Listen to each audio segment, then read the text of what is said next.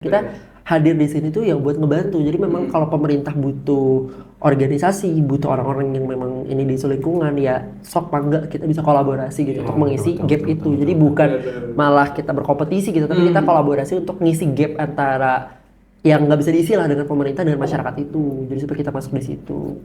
Kendala yang pertama tuh karena ya aku kan anak masih muda ya. Aku masih 19 tahun, baru mau kepala 2 tahun ini. Jadi dengan usiaku yang masih sangat muda nih kadang suka dianggap tidak inkompetensi lah gitu, tidak punya kompetensi di bidang yang sekarang aku tekuni gitu. Jadi kadang ketika aku bersuara, aku menyampaikan argumen, kadang ya udah dianggap formalitas atau ya angin aja gitu. Yang penting ada nih anak muda bersuara udah gitu.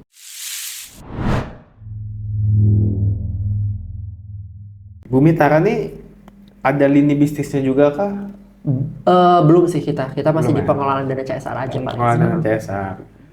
Oke. Oke Mas, aku pengen coba kulik ke pengelolaan food waste-nya Mas.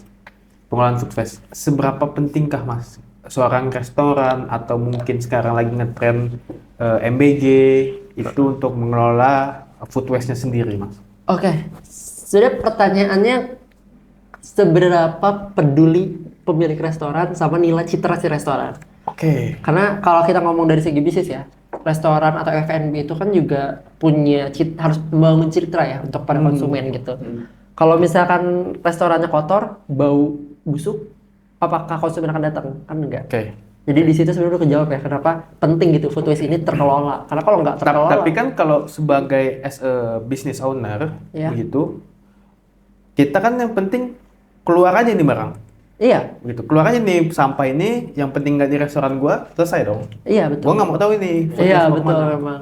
Cuman di sisi lain kan ada pertanyaan juga nih. Negara kita udah nggak sanggup mengelola sampah. Kalau udah nggak sanggup mengelola sampah, sampahnya mau dikemanain? Ini based on data berarti ya? Ini based on data. Bisa dicek aja gitu. Negara kita tuh masih sanggup nggak sih ngelola sampah? TPA Bantar Gebang udah seberapa penuh sih? Gunung ya? Udah gunung, apalagi iya penyelesaiannya bukan mengurangi, tapi menyelesaikan hanya menambah luas lahannya segala macam gitu kan. Itu salah satu langkah yang diambil pemerintah sekarang. Tapi kan kalau balik lagi POV-nya ke Bisnis. business owner, ini kan citra ini kalau semisalkan memang nggak ada dampak buruk ke restoran, kayak misalkan, oh, gue punya restoran, di sini gue punya sampah makanan, oh ya sudah, gue buang aja ke misalkan langsung ke TPA Bantar Gebang atau misalkan ke dinas lingkungan. Bebas-bebas lah mereka mau ngapain kan, bodo amat dia di Bantar Gebang mau kayak gimana kan. Sebenarnya kalau dari segi bisnis owner, kenapa kita ngejualnya ke F&B itu bukan pengelolaan manggutnya? Yang kita jual adalah jasa pengangkutan sampah. Oke. Itu yang kita jual ke F&B gitu. Jadi bukan kita ceritanya tentang kita budidaya maggot atau bukan, tapi kita ambil sampah kalian. Karena ya paham F&B ya sabun teing gitu ya. Mau diapain lah itu sampah, yang penting itu nggak ada tempat gua gitu. Yang penting resto gua bersih, resto gua aman, kalau kena sidak aman. Cuman terserah lu mau ngapain. Cuman kan ternyata problemnya selama ini dengan DLH itu adalah DLH-nya udah nggak sanggup ngangkut. Makanya bisnis ini Itu hancur. DLH yang nggak sanggup ngangkut di beberapa kota atau rata di semua Indonesia? Hampir di mayoritas kota-kota besar sih. Kota-kota yang padat lah gitu. Apalagi Jawa Barat kan ya bisa dibilang provinsi yang paling padat lah gitu, dengan luas yang segitu doang tapi manusianya udah gede banyak banget gitu. Makanya Berarti kalau misalkan kalau kita sebagai business owner ini membayar dinas lingkungan hidup untuk mengambil sampah, ya karena ada pihak swasta dari Mas, mungkin ini bisa jadi alternatif. iya, kita jadi alternatif. Dan Apakah bisa biayanya lebih murah kah? Atau misalkan memang udah pasti saya angkut atau gimana? nah, untuk harganya kita by data sih. Jadi kita lihat data dari timbulan sampahnya. Berapa banyak sih sampah yang dihasilkan gitu. Kalau banyak banget kan operasional ya. Kita kan ngomongin bisnis, kita biaya OPEX-nya harus diperhatikan. Kalau OPEX-nya ternyata terlalu over nih, kita ngeluarin tenaga, ngeluarin bensin untuk ngangkut si sampah satu resto doang, ya nggak bisa kita pakai harga yang sama dong. Itu harus dipertimbangkan. Apalagi kita kan tidak disubsidi ya. Kalau pemerintah kan ada subsidi dari APBD atau APBN gitu ya. Nah, karena kita nggak ada subsidi, ya itu yang menjadi pertimbangan. Dan itu makanya kita lebih kepada kemitraan dan ya deal-dealan lah gitu dengan si resto. Dengan data segini, harga segini kita kelola, dan si resto juga bisa membawa narasi gitu ya.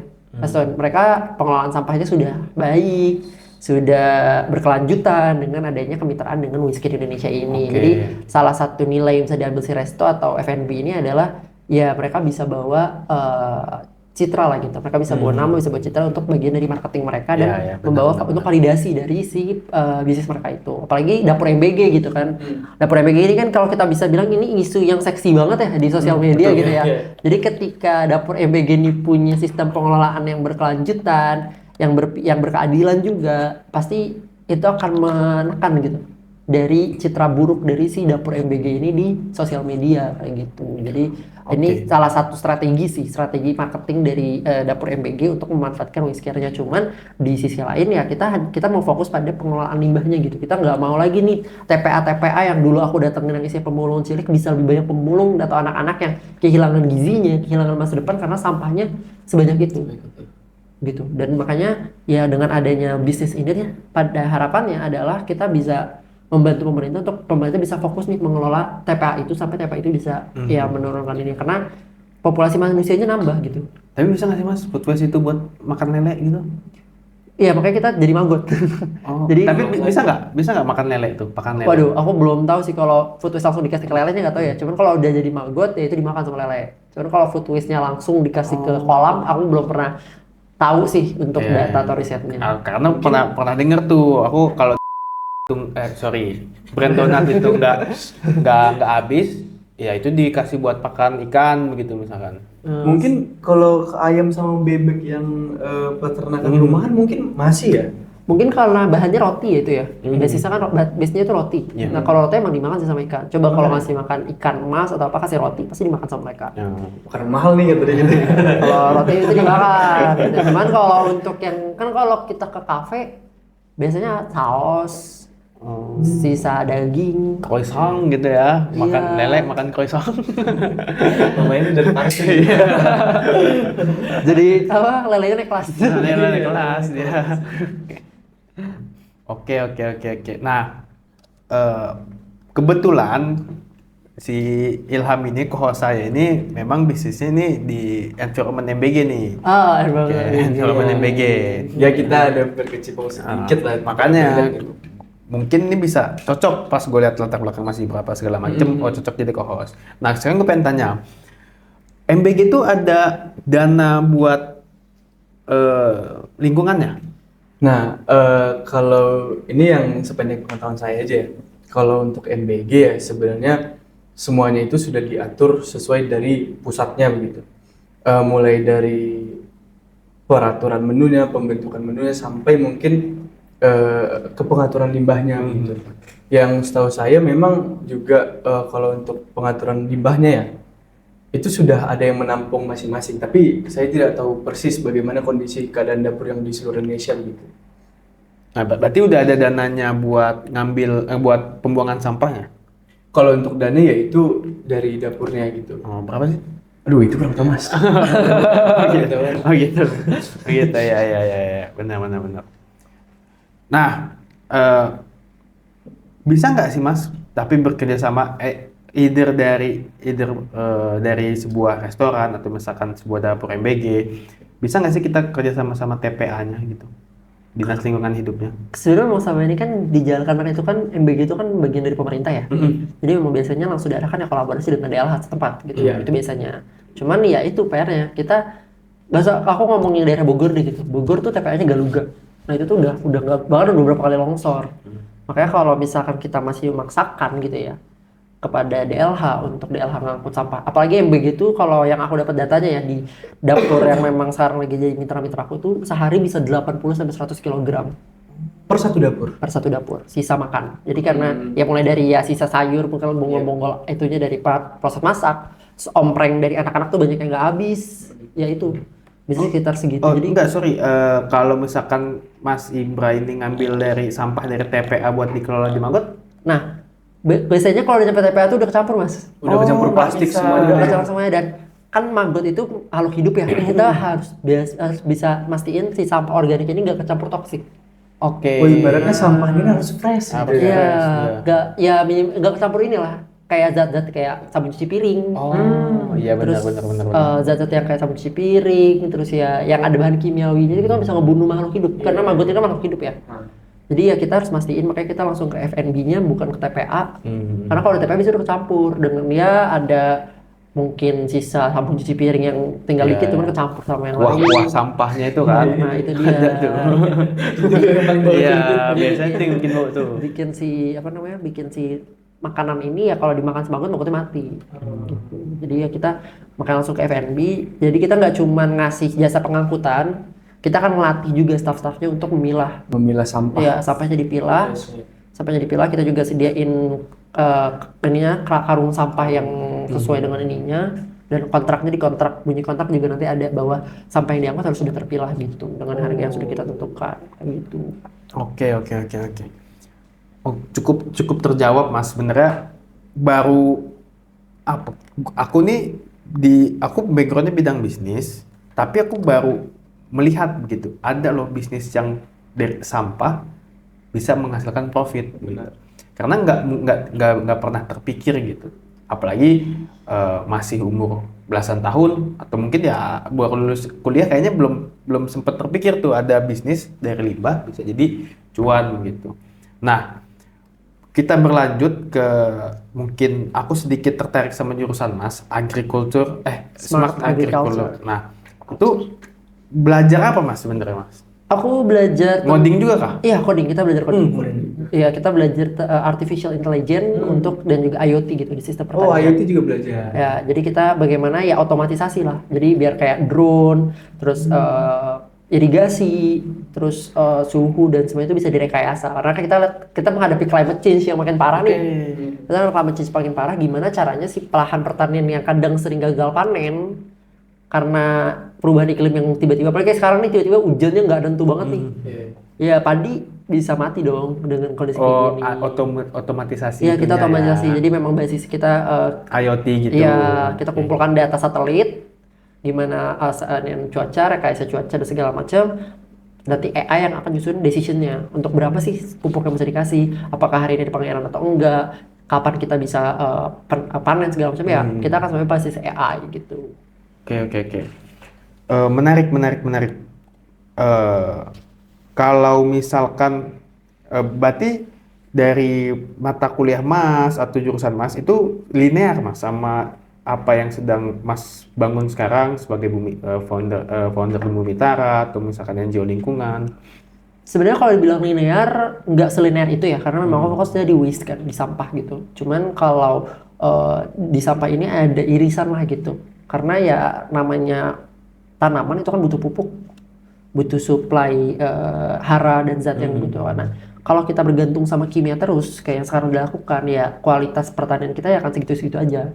Makanya sekarang tuh lagi digalakin tuh pertanian organik, pangan organik. Nah, makanya dengan adanya organik ini, food waste ini bisa jadi sumber dari hara atau gizi yang dibutuhin si tanaman supaya tetap organik gitu. Karena kan dia alami ya gitu, dari sisa makanan manusia yang ada di bakterisasi gitu supaya jadi pupuk dan segala macam kayak gitu. Oke. Itulah yang disebut Bumipreneur ya Mas? Iya, Bumipreneur. Sebenarnya Bumipreneur itu program. Oh, program dari Bumi Tara itu? Iya, kita tuh punya program namanya Bumipreneur. Kita tuh ngebina desa supaya si desa ini ya bisa menyelesaikan masalah lingkungan mereka tapi bisnis. Kita tuh salah satu mimpi kita adalah ngebangun, misal di satu desa bisa ngebangun startup lingkungan di sana. Jadi mereka misal kita bikinin bank sampah tematik.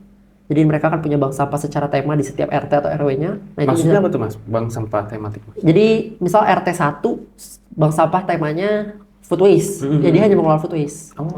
Bank sampah RT 2 itu ngelolanya pakaian. Ya udah dia fokus di pakaian. Jadi dengan adanya tematik itu kita bisa membangun sinergi dan sirkular gitu, ekonomi yang sirkular. Dengan ada ekonomi sirkular ini kan semuanya bisa jadi lini bisnis gitu. Jadi nggak ada persaingan lah gitu. Karena kalau yang kenapa bank sampah kita tuh banyak yang mati ya itu karena pertama pengelolanya masih ibu juga belum ada keterampilan yang khusus kepada satu topik gitu. Mereka ya udah kumpulin sampahnya, mereka langsung jual ke pengepul dan segala macam. Nah, kalau misalkan kita bisa bangun bank sampah tematik ini kan kita latih ya. Misalnya ya udah di RT 1 fokusnya food waste. Kita latih mereka fokus di food waste. Mereka ngelola food waste bukan hanya RT 1, RT 2, 3, 4, 5 ya mereka kelola juga. Jadi mereka suplainya banyak kan. Suplainya banyak, barangnya banyak, dijualnya juga lebih tinggi kayak gitu. Makanya semuanya bisa mendapatkan keuntungan ekonomi juga dan keuntungan sosialnya juga. Oke, tapi kalau untuk Bumi Tara ini hanya berfokus kepada food waste kah? Atau banyak limbah yang difokusin kayak mungkin limbah elektronik atau limbah yang lainnya gitu? Sebenarnya banyak. Sebenarnya kalau fokus utama dulu tuh di sampah anorganik, Anorganik. plastik, kertas dan lain sebagainya. Cuman food waste ini baru-baru di tahun-tahun ini Oh, aja baru kita di fokus tahun di food waste karena memang basis sekarang kan Mas Mirsa lagi PB ya. Jadi memang kita fokusnya supply kepada pertanian peternakan ini. Makanya lagi fokusnya di food waste. Oh, I see. Ya. Kenapa Mas namanya Bumi Tara, Mas? Tara itu apa? Bumi Tara itu singkatan dari Bumi Nusantara. Oke. Oh, Jadi karena kita pengen jadi kalau dulu kan namanya Eco Break Heroes Indonesia ya, terlalu Inggris gitu. Kurang melokalisasi, jadi masyarakat tuh kadang ya agak sulit gitu. Apalagi kita tujuan kita tahun ini kan mau ke desa gitu. Jadi supaya masyarakat desa yang tidak familiar dengan bahasa Inggris, kita pakai Bumi Nusantara. Oh, I see. Bumi Nusantara ya analoginya ya bumi, lingkungan, Nusantara ya Indonesia Nusantara gitu. Jadi Bumi Nusantara kita fokus pada konservasi alam di Indonesia. di Indonesia. Gitu.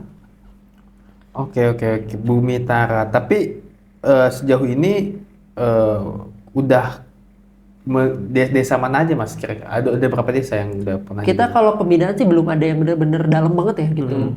Kalau misalkan, tapi kalau udah kunjungan ke desa, kita udah ke desa Sukatani, itu di daerah Aku sempat baca beritanya tuh ya. ya di desa Ada tuh ya. Sukatani. Ada di desa Sukatani. Terus Itu desa juga di Depok. enggak di Bogor. Oh, di Bogor. Di Depok kan udah nggak ada desa. Oh iya. Depok sudah Ada patah. Kecamatan Sukatani. ya, Kecamatan iya. Sukatani. Ya. Sukatani ada ya. Desa Sukatani, terus itu tuh lagi ngejalin kerjasama juga rencananya di daerah desa Kahlikir, Kecamatan Ciseeng. Itu arah Oh, Kabupaten Bogoran. Kabupaten arah Lowili yang kesana lagi lah. Pelosok lah itu Iya, mah. pelosok di situ. Kita lagi ngebangun sih kerjasama di sana. Gitu. Oh, I see.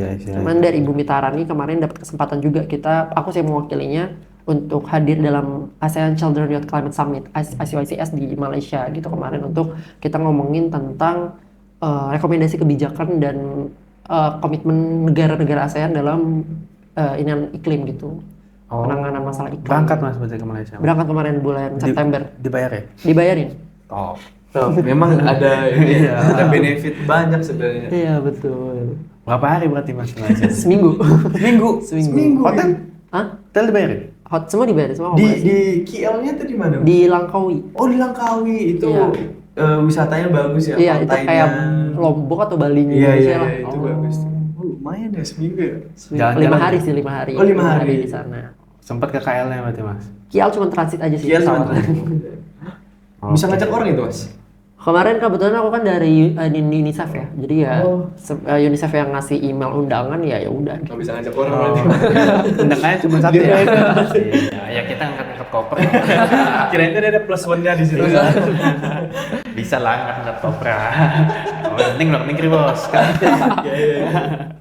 Berarti rame Mas di sana Mas? Kemarin dari Indonesia 5 orang sih. Oh dari Indonesia 5 orang? Oh, 5 orang. 5 anak muda. Itu yang penggiat di fokus di lingkungan juga. Lingkungan semua. Lingkungan semua. Lima-limanya. Berarti ada full dari negara semua ASEAN ya? Iya, ada semua kecuali Timor Leste. Kalau seingat aku yang nggak ada kemarin. Ketinggalan pesawat. Oke.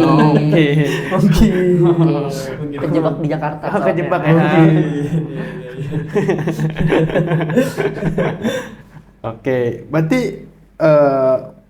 itu membahas kebijakan-kebijakan pemerintah. Iya, kita karena saat itu sebenarnya Indonesia lagi cukup ini kan kondisi yang sangat krusial bulan itu. 17+8 saat itu lagi ada demo besar-besaran lah. Iya, Agustus tahun lalu Iya, ya. Agustus September tahun lalu kan tuh lagi meledaknya lah itu demonstrasi kita.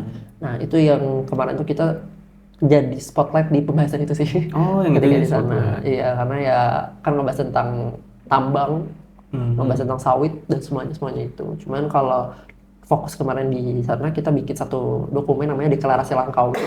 Itu deklarasi kita 100 perwakilan anak muda dari ASEAN bersuara dan memohon kepada pemerintah untuk menerapkan komitmen terhadap manajemen lingkungan dan perlindungan iklim lah gitu, mitigasi kerusakan iklim kayak gitu. Jadi biar nggak semakin merusak lah kebijakan-kebijakan yang dibuat sama pemerintah-pemerintah di ASEAN. Oke, kayaknya sedikit menarik kita bahas ke arah sana ya Mas. Jadi menurut Mas, langkahnya tepat nggak sih pemerintah ini untuk masalah iklim atau masalah food waste mungkin?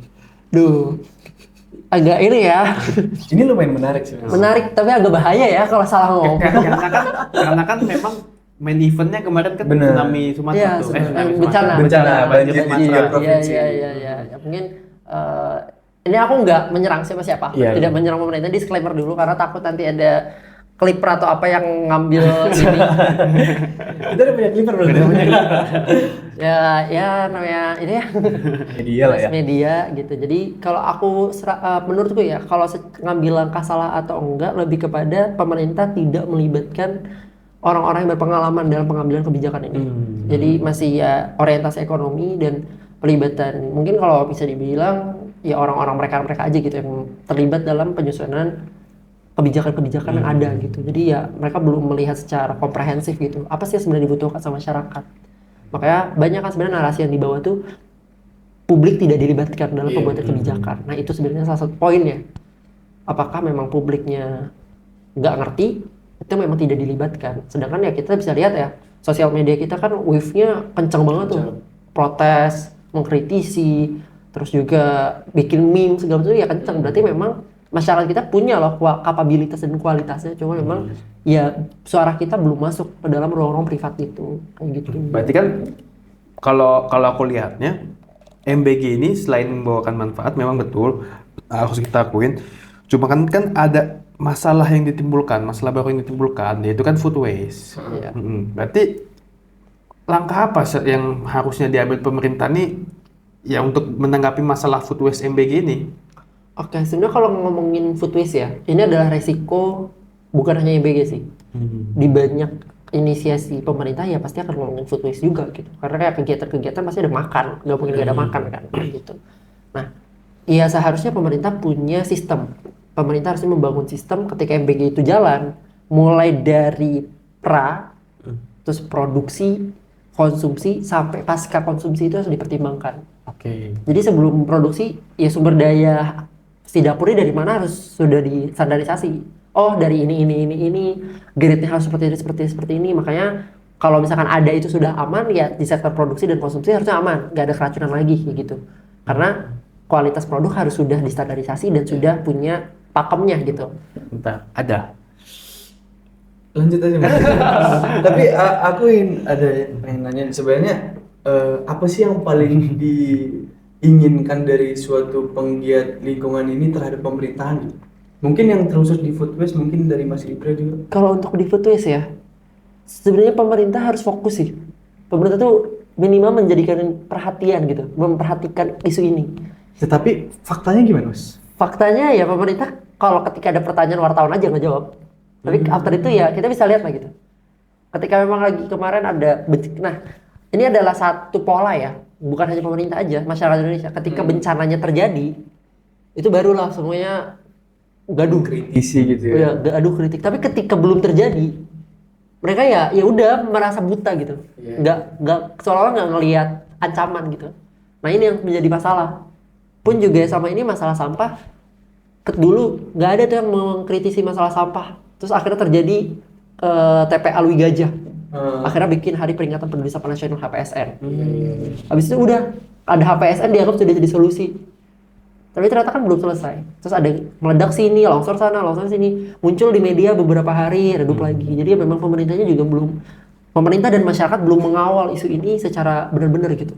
Tapi dari penggiat isu lingkungannya itu tetap terus mengawal terhadap pemerintahan. Kita berusaha semaksimal mungkin untuk selalu bersuara tentang sampahnya harus segera ditemukan solusinya. Dari penggiat lingkungan ini bersuaranya melalui apa? Iya ketika kadang kita sering diundang Mas. Jadi di dalam pemerintah tuh kadang suka ada rapat-rapat itulah. Dengar diskusi, suara ya. Iya, dengar suara. Reses gitu. Iya. Itu kalau pejabat legislatif ya. Cuma kalau di eksekutif biasanya kayak ya ada kalau di Depok tuh namanya kongko anak muda yang sama anak muda dengan wali kota kayak gitu tuh di Depok sering kayak gitu. Oh, sampai sekarang tuh masih ada. Masih di Depok masih ada tuh. Jadi Ajak kayak lah, Mas. nanti kalau ada informasi saya kabarin. Siap. Ya, jadi sering tuh kalau di Depok ya, di Depok sering kayak ada kongko dengan Bapeda, Badan Perencanaan Pembangunan Daerah, terus juga dengan wali kotanya. Dari situlah kita tuh yang memang aktif jadi isu lingkungan kita ngomong, ini masalahnya kayak gini-gini Pak. Atau kayak misal kemarin Kementerian LH tuh mau bikin National Adaptation Plan atau rencana ini adaptasi nasional terhadap masalah climate. Mereka ngundang nih LSM yang bergerak di bidang lingkungan. Nah di situ juga menjadi kesempatan kita bersuara. Atau ya di sosial media dengan kita posting konten, habis itu kita tag akun pemerintah kayak gitu-gitu, atau ya kita secara personal melakukan audiensi, bikin apa kajian dan lain sebagainya. Itu biasanya kita sering bersuara di seperti itu sih kepada sektor-sektor strategis pemerintah kayak gitu. Oke, berarti Mas kalau misalkan mau masuk apa Bumi Tara itu caranya gimana Mas? Tunggu projectnya. Tunggu project. Nanti kalau ada project kita akan oper volunteer. Oh, berarti Tapi yang inti nggak ini Mas. Nah, yang inti nanti akan ada perubahan tuh kayak misal setahun 2 kali atau setahun sekali itu regenerasinya regenerasi. Biasanya kalau nggak regenerasi reshuffle sih kayak gitu. Jadi kayak cuman itu tuh nggak menentu tanggalnya atau waktu itu nggak menentu, nggak ada jadwal tetap gitu. Cuman aku sampai sekarang sih masih nyari yang media sih, orang-orang yang jago yang bisa konten, ngedit. Kalau ada yang mau sok boleh nanti hubungin aja Instagram Kita atau langsung ngomong ke kamera mungkin, Mas. ya mungkin Siapa buat yang- teman-teman yang nonton yang punya kemampuan ngedit ya, saya sangat butuh untuk teman-teman untuk mengelola sosial media kita dan mengembangkan Bumi Tara gitu. Jadi boleh nanti follow atau mungkin juga di DM aja Instagram aku. Siap. Langsung editor tolong ini Ditambahin di bawah. Tambahin ya. Di bawah boleh tambahin di Instagram ya. Oke. Berarti memang kendalanya di situ ya Mas ya. Betul, belajar di sana. Oke. Aku pengen tanya Mas, hal unik apa yang pernah Mas Ibra alami saat ya mengembangkan Bumi Tara? Apa hal yang tak terduga gitu? Oke. Ada yang ngira aku tuh sekolahan. Jadi ngira ini sekolah di mana apa ketika aku datang Public Heroes, oh ini sekolah ini ya, anak saya mau masuk dong masuk ke sekolahnya gitu. Jadi mereka tuh ibu-ibu ini nanya karena ngira aku adalah guru, aku ngira aku adalah sosialisasi sekolahan swasta gitu. Jadi mereka ngira kayak ini buat anak saya TK gitu. Jadi kita kayak TK Bimba kayak gitu. Padahal ya kita fokusnya di pengelolaan. Terus juga yang paling seru adalah kalau ngedukasi anak-anak. Karena anak-anak itu paling cepat berubah dibandingkan orang dewasa. Jadi ketika aku ngedukasi anak-anak, misalnya kayak hari ini aku datang nih ke sana ngedongeng, terus ngedukasi mereka tentang sampah, mereka pulang tuh langsung ngomong ke orang tuanya untuk nggak boleh buang sampah ini di sini lagi, sampah ini tuh harus dipisah segalanya, mereka langsung ngomong Itulah ke orang bawelnya tuanya. ya, Mereka jadi langsung ya bawel. bawel ke Dan orang tuanya. ketika ketemu lagi, misalnya aku datang ke sana lagi, mereka cerita, kemarin aku udah ngomong sama mama, aku udah ngomong kata supaya dibuang gini-gini kak. Gini, cuma namanya nggak mau denger, kata mama ribet segala macem kayak gitu. Jadi kayak sebenarnya ketika kita ngedukasi anak kecil itu paling gampang sebenarnya. Itu ada pendekatan paling sederhana dan paling mudah. Domino efeknya tuh ada tuh ya. Domino efeknya ada. Jadi sebelum kita ngedukasi yang tua-tuanya, dari anak-anak kecil dulu nih gitu coba edukasi, baru nanti Benar. ke orang tuanya gitu. Ya mungkin setelah mereka dewasa lebih sadar akan isu lingkungan juga kan. Makanya Gen Z kan lebih banyak yang peduli isu lingkungan sebenarnya. Betul. Karena ya Gen Z sudah ketemu sosial media dan konten kreator yang gerak di isu lingkungan tuh juga banyak banget gitu. Kayak Jeremy Owen, Pandawara, Iya. gitu-gitu kan banyak. Crash Ranger. Crash Ranger, banyak. Tapi Mas, masih ya kita nggak bisa pungkiri juga ya, masih banyak juga yang mungkin belum terlalu aware lah terhadap lingkungan. Apa sih kayak pesan terhadap mereka dan gimana caranya mereka harus sadar gitu terhadap ya lingkungan ini, kalau nggak kita jaga ya bisa rusak gitu. Jangan nunggu kejedot baru sadar, sebaiknya hindari kejedotnya. Jadi jangan nunggu kejadian bencana atau kejadian kerusakan itu benar-benar kita rasain, tapi sebaiknya kita belajar dari pengalaman supaya kita nggak dapat bencana itu. Kita bisa lihat Sumatera kemarin seperti apa, jangan sampai Jakarta, Bogor, Depok, Bekasi dan sebagainya bisa mengalami hal yang sama karena kita nggak belajar dari pengalaman. Gitu. Sesuai kata pepatah berarti ya, Iya. pengalaman adalah guru terbaik. Iya, guru terbaik adalah pengalaman. Jadi kita belajar dengan apa yang sudah terjadi. Ini bukan kejadian pertama. Masalah ini tuh udah kejadian berulang kali gitu di Indonesia. Pun kita berpatokan kepada luar negeri juga Iya. sudah banyak yang terjadi. Sudah banyak yang terjadi dan mungkin di luar negeri saat ini lagi di fase tobat. Kenapa kita harus nunggu gitu untuk sampai di fase tobat? Kenapa nggak dari sekarang kita tobatnya? Tapi food waste ini isunya memang di Indonesia aja kah atau memang udah isu global? Isu global food waste ini. Food waste ini isu global karena ya Adakah negara yang udah selesai dengan masalah food waste ini, Mas? sebenarnya kalau benar-benar selesai aku nggak dapat belum punya datanya. Cuman sejauh ini yang pengelolaannya sangat baik itu di Denmark. Denmark. Iya, mereka mengelola sampahnya dengan sangat baik gitu, termasuk food waste-nya juga kayak gitu. Apa yang jadi pembeda Denmark? Mungkin dari segi ini ya, akses teknologi ya. Iya. Karena mereka punya teknologi-teknologi yang bisa dibilang canggih lah gitu untuk mengelola. Bahkan waktu Pandawara lagi naik-naiknya kan saya itu diundang ya sama pemerintah Denmark untuk ke sana dan belajar gitu tentang pengelolaan sampah yang ada di Denmark. Jadi memang dari segi akses teknologi mereka juga lebih jago, Lebih kayak advance gitu. ya, Lebih advance benar-benar. juga, terus juga sumber daya manusianya juga lebih peduli juga, mungkin karena juga dulu sudah pernah ini ya masuk di masa kegelapan sampah, mungkin pernah ada di sana, makanya mereka sudah sadar gitu tentang menjaga dan kebijakan yang dibuat oleh pemerintahnya juga sudah jelas dan juga sudah terawasi dengan baik, makanya masyarakat juga nggak berani lah melawan kebijakan itu. Karena kan sekarang Indonesia kan punya kebijakan sampah tuh banyak banget, mulai dari undang-undang, peraturan pemerintah, kementerian, peraturan daerah. Cuman ya pada akhirnya hanya berupa dokumen. Yang monitoring di masyarakatnya ya kurang. Oke. Gitu. Oke Mas, 2 pertanyaan terakhir Mas. Sebelum kita menutup sesi kita kali ini. Yang pertama, aku pengen tahu ke depannya Bumi Tara ini mau dikembangkan seperti apa? Dan yang kedua, kalau Mas Ibra sendiri ke depannya ada rencana mau seperti apa juga? Untuk Bumi Tara ya, Bumi Tara dulu. Kalau untuk Bumi Tara kedepannya kita akan mungkin aku bicara dengan 2-3 tahun ke depan dulu ya kita mau fokus pada pengembangan desa. Kita ingin membangun sumber daya ekonomi atau membangun sumber ekonomi di desa. Jadi gak perlu masyarakat desa itu pergi ke Jakarta untuk mencari pekerjaan. Kita bisa membantu pemerintah dalam menciptakan 19 lapangan pekerjaan itu di daerahnya masing-masing tanpa perlu mereka lari ke kota-kota urban. Itu yang pertama, itu yang akan dilakukan oleh Bumi Tara, tapi basisnya di ekonomi sirkular dan green jobs kayak gitu. Nah, kalau untuk aku, targetku adalah aku nggak mau dikenang karena pencapaian, aku nggak mau dikenang karena ketokohan, tapi aku ingin dikenang karena dampak. Jadi apa yang ingin aku lakukan di beberapa tahun ke depan adalah menciptakan lebih banyak dampak di masyarakat kayak gitu sih, dalam berbagai macam pola gitu, misal dari lingkungannya atau dari segi-segi yang lain. Oke. Ingin tercatat dalam sejarah berarti Mas Ibra. Betul. Bisa jadi kan jadi presiden kan, gitu kan. Kita presiden Gen Z yang Beneran gitu. fokus dengan sampah begitu kan. Memang isu-isu lingkungan selesai lah sama Mas Ibra ini. Atau mungkin Menteri Lingkungan Hidup mungkin kan. Oke, terima kasih banyak Mas Ibra sudah main ke kantor Simbiosis, udah take podcast bersama kita. Mungkin ada kata-kata terakhir Mas sebelum kita tutup? Mungkin pesan aja buat teman-teman semua yang mungkin nonton podcast ini, dimanapun teman-teman berada, ketahuilah bahwa kita itu nggak hidup sendirian sebagai manusia. Kita hidup berdampingan dengan alam, kita hidup berdampingan dengan hewan dan pepohonan.